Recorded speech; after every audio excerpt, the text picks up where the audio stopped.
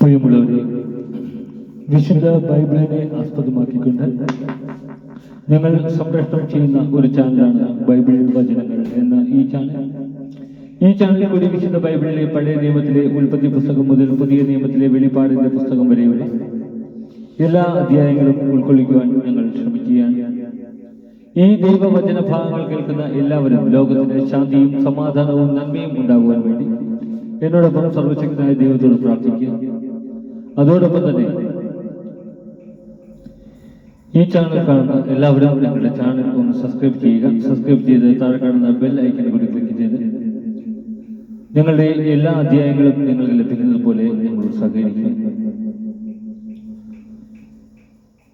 ഈ ദൈവവചന ഭാഗങ്ങൾ ആദ്യമായി വായിച്ചു തുടങ്ങുന്നവർ ഉൽപ്പത്തി പുസ്തകം 1 മുതലുള്ള എല്ലാ അധ്യായങ്ങളും കേട്ടുവരാൻ അഭ്യർത്ഥിക്കുകയാണ്. നിങ്ങളെവിടെയും പ്രാർത്ഥനാ നിർഭരമായ സഹകരണത്തിന് നന്ദി അറിയിച്ചുകൊണ്ട് ലേവ്യരുടെ പുസ്തകം 4-ാം അധ്യായത്തിലേക്ക്. പാപ പരിഹാര ബലി. കർത്താവ് മോശയോട് അരുളിച്ചെയ്തു, ഇസ്രായേൽ ജനത്തോട് പറയുക, ചെയ്യരുത് എന്ന് കർത്താവ് വിലക്കിയിട്ടുള്ളവയിൽ ഏതെങ്കിലും ഒന്നിനെതിരായി ആരെങ്കിലും അറിവില്ലായ്മ മൂലം പാപം ചെയ്യുന്നുവെന്നിരിക്കട്ടെ. ഇങ്ങനെ പാപം ചെയ്ത് ജനങ്ങളുടെ മേൽ കുറ്റം വരുത്തിയിരിക്കുന്നവൻ അഭിഷിക്തനായ പുരോഹിതനാണെങ്കിൽ അവൻ ഊനമറ്റ ഒരു കാളക്കുട്ടിയെ കർത്താവിന് പാപപരിഹാര ബലിയായി സമർപ്പിക്കണം. അതിനെ സമാഗമ കൂടാരത്തിന്റെ വാതിൽക്കൽ അവിടുത്തെ സന്നിധിയിൽ കൊണ്ടുവന്ന് അതിന്റെ തലയിൽ കൈവച്ചതിന് ശേഷം അതിനെ കൊല്ലണം. അഭിഷിക്ത പുരോഹിതൻ കാളക്കുട്ടിയുടെ കുറെ രക്തമെടുത്ത് സമാഗമ കൂടാരത്തിലേക്ക് കൊണ്ടുവരണം. അവൻ തന്റെ വിരൽ രക്തത്തിൽ മുക്കി അതിൽ ഒരു ഭാഗം കർത്താവിന്റെ സന്നിധിയിൽ ശ്രീകോവിലിന്റെ തിരശ്ശീലയുടെ മുമ്പിൽ 7 പ്രാവശ്യം തളിക്കണം. പിന്നീട് രക്തത്തിൽ കുറച്ചെടുത്ത് സമാഗമ കൂടാരത്തിൽ കർത്താവിന്റെ സന്നിധിയിൽ ധൂപപീഠത്തിന്റെ കൊമ്പുകളിൽ പുരട്ടണം. ശേഷിച്ച രക്തം സമാഗമ കൂടാരത്തിന്റെ വാതിൽക്കലുള്ള ദഹന ബലിപീഠത്തിന്റെ ചുവട്ടിൽ ഒഴിക്കണം. പാപപരിഹാര ബലിക്കുള്ള കാളക്കുട്ടിയുടെ ആന്തരികാവയവങ്ങളിലും അവയെ പൊതിഞ്ഞുള്ള മേധസ് മുഴുവനും എടുക്കണം.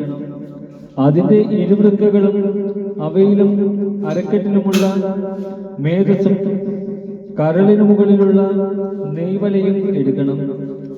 സമാധാന ബലിക്കുള്ള കാളയിൽ നിന്ന പോലെ പുരോഹിതൻ അവയെടുത്ത് ദഹന ബലിപീഠത്തിൽ വെച്ച് ദഹിപ്പിക്കണം. എന്നാൽ കാളക്കുട്ടിയുടെ തോലും മാംസം മുഴുവനും തലയും കാലുകളും ആന്തരികാവയവങ്ങളും ചാണകവും കാളയെ മുഴുവനും പാളയത്തിന് വെളിയിൽ ചാരപ്പെടുന്ന വൃത്തിയുള്ള സ്ഥലത്ത് കൊണ്ടുപോയി കത്തുന്ന വിറകന്മേൽ വെച്ച് ദഹിപ്പിക്കണം. ചാരപ്പെടുന്ന സ്ഥലത്ത് തന്നെ അതിനെ ദഹിപ്പിക്കണം. ഇസ്രായേൽ സമൂഹം മുഴുവൻ അറിവില്ലായ്മ മൂലം പാപം ചെയ്യുകയും കർത്താവ് വിലക്കിയിരിക്കുന്നതിൽ ഏതെങ്കിലും ഒന്ന് ചെയ്ത് കുറ്റക്കാരാകുകയും അക്കാര്യം അവരുടെ ശ്രദ്ധയിൽ പെടാതിരിക്കുകയും ചെയ്യുന്നുവെന്നിരിക്കട്ടെ. എന്നാൽ തങ്ങളുടെ പാപത്തെക്കുറിച്ച് അറിയുമ്പോൾ പാപപരിഹാര ബലിക്കായി സമൂഹം മുഴുവൻ ഒരു കാളക്കുട്ടിയെ കാഴ്ചവെക്കുകയും അതിനെ സമാഗമ കൂടാരത്തിന്റെ വാതിൽക്കൽ കൊണ്ടുവരികയും വേണം. സമൂഹത്തിലെ ശ്രേഷ്ഠന്മാർ കർത്താവിന്റെ സന്നിധിയിൽ വെച്ച് കാളക്കുട്ടിയുടെ തലയിൽ കൈകൾ വെക്കണം. അതിനെ അവിടുത്തെ മുമ്പിൽ വെച്ച് കൊല്ലണം. അഭിഷിക്തനായ പുരോഹിതൻ കാളക്കുട്ടിയുടെ കുറെ രക്തം സമാഗമ കൂടാരത്തിലേക്ക് കൊണ്ടുവരണം. അവൻ രക്തത്തിൽ വിരൽ മുക്കി കർത്താവിന്റെ സന്നിധിയിൽ തിരശ്ശീലയ്ക്ക് മുമ്പിൽ 7 പ്രാവശ്യം തളിക്കണം. കുറെ രക്തമെടുത്ത് സമാഗമ കൂടാരത്തിൽ കർത്താവിന്റെ സന്നിധിയിലുള്ള ബലിപീഠത്തിന്റെ കൊമ്പുകളിൽ പുരട്ടണം. ബാക്കി രക്തം സമാഗമ കൂടാരത്തിന്റെ വാതിൽക്കലുള്ള ദഹന ബലിപീഠത്തിന്റെ ചുവട്ടിൽ ഒഴിക്കണം. അതിന്റെ മേധസ് മുഴുവനും എടുത്ത് ബലിപീഠത്തിൽ വെച്ച് ദഹിപ്പിക്കണം. പാപപരിഹാര ബലിക്കുള്ള കാളക്കുട്ടിയെ എന്ന പോലെ ഈ കാളക്കുട്ടിയെയും ദഹിപ്പിക്കണം. അങ്ങനെ അവർക്ക് വേണ്ടി പുരോഹിതൻ പാപപരിഹാരം ചെയ്യണം.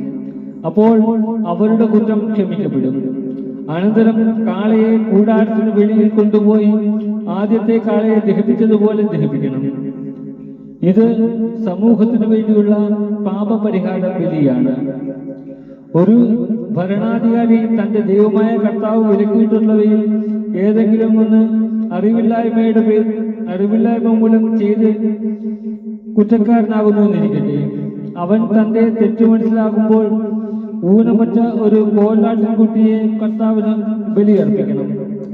അവൻ അതിന്റെ തലയിൽ കൈവയ്ക്കുകയും കർത്താവിന്റെ സന്നിധിയിൽ ദഹനബലിക്കായി മൃഗങ്ങളെ കൊല്ലുന്ന സ്ഥലത്ത് വെച്ച് അതിനെ കൊല്ലുകയും വേണം. ഇത് ഒരു പാപ പരിഹാര ബലിയാണ്. പുരോഹിതൻ കുറച്ച് രക്തമെടുത്ത് അതിൽ വിരൽ പൊക്കി ദഹന ബലിപീഠത്തിന്റെ കൊമ്പുകളിൽ പുരട്ടണം. ശേഷിച്ചത് ബലിപീഠത്തിന്റെ ചുവട്ടിൽ ഒഴിക്കണം. അതിന്റെ മേധസ്സും മുഴുവനും സമാധാന ബലിക്കുള്ള മൃഗത്തിന്റെ മേധസ്സു പോലെ ബലിപീഠത്തിൽ വെച്ച് ദഹിപ്പിക്കണം. അങ്ങനെ പുരോഹിതൻ അവന്റെ പാപപരിഹാരത്തിന് പരിഹാരം ചെയ്യണം. അപ്പോൾ കുറ്റം ക്ഷമിക്കപ്പെടും.